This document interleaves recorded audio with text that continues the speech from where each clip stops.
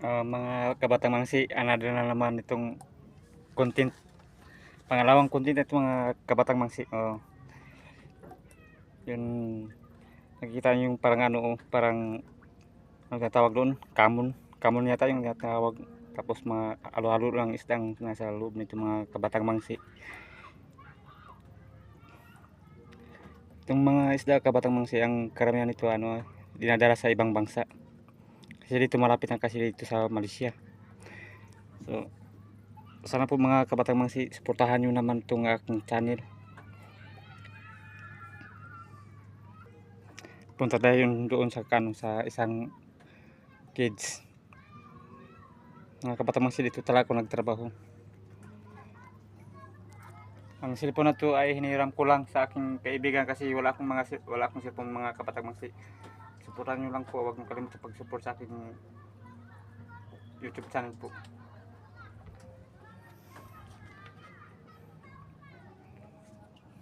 Punta tayo sa kabila.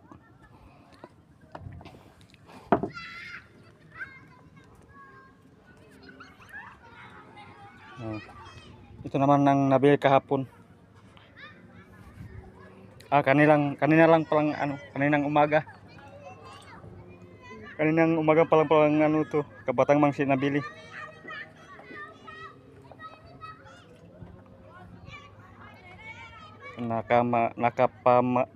Sobrang mahal ito pagbili ng ano, 1 kilo. Labis 1,000 ang 1 kilo nito mga kabatang mangsi. Ito naman sa kabila ka. Ito mga kabatang mangsi, kahapon lang to nabibili. Yung una kong video nadala na doon sa ano, na-deliver na yun. Mayroon pala namatay o 2 at 3. Yung kulay na puti, yun na yata yung tinatawag na ano, tiger.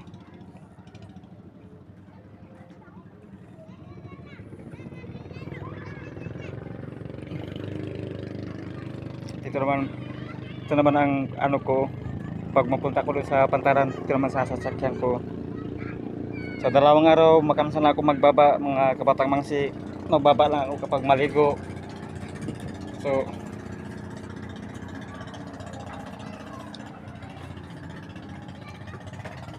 kaya hindi tumalubog, mayroong mga ano, drum. Kaya mga kabatang mangsi, drum yan. At sa baba naman mayroong pukot. So,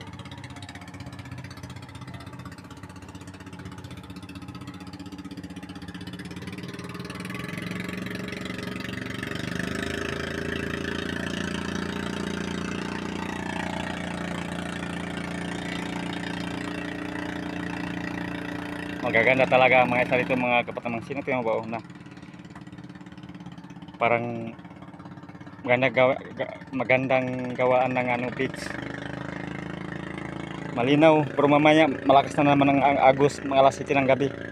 Sobrang malakas ang agos mga kabatang mangsi. Maraming isda mga kabatang mangsi, oh. Maganda magkawil.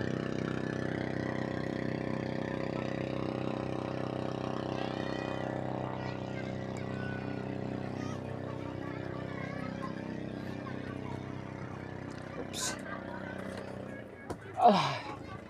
Ganito lang paano, pero mainit. Malinaw kasi.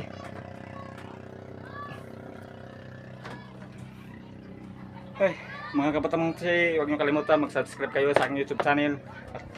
At maraming salamat po sa inyo. God bless you all. Bye bye, batang mangsi. Huwag niyo kalimutan.